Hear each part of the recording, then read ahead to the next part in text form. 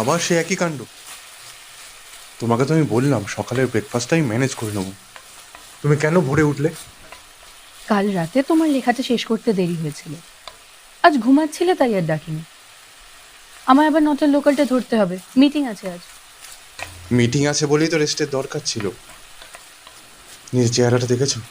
সারাদিন অফিসের খাটাখাটনি, তারপর বাড়িতে এসে রান্না।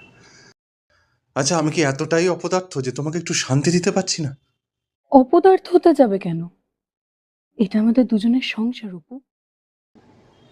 না, এটা আমাদের সংসার হতে পারতো যদি আমি তোমায় একটু আরাম দিতে পারতাম। বিয়ের আগে তুমি কত ভালো ছিলে, কোনো কাজ করতে হতো না, কত সুখী ছিলে। আর এখন রান্নাঘরে ঘামছো, এরপর বাসে ট্রামে ধাক্কা খেয়ে অফিস যাবে। এই কষ্ট আমি সহ্য করতে পারছি না অপর্ণা, ঘেন্না হচ্ছে নিজের উপর।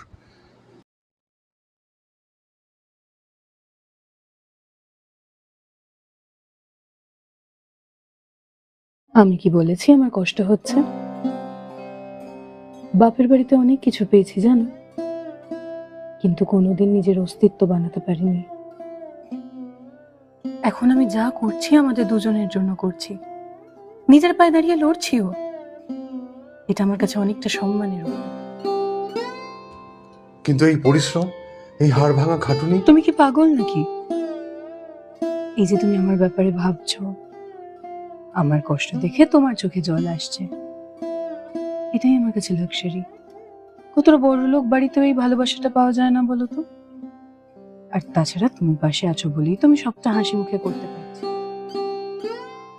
না, আমি একটা কাজের চেষ্টা করব, দরকার হলে ওভারটাইম করব, রান্নার লোক রাখবো। তোমার এই কষ্ট।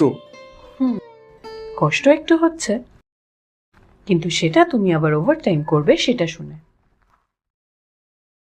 আর কোনো উপায় আছে বলো? আছে, তোমার টিউশনগুলোর মধ্যে থেকে একটাকে বাদ দাও না, সেই সময়টা আমায় দিও। অফিস ছুটির পর একসঙ্গে বাড়ি ফিরবো, ফুচকাও খাবো, সেই যেখানে আমরা খেতাম। ব্যাস, আমার আর কোনো আক্ষেপ থাকবে না।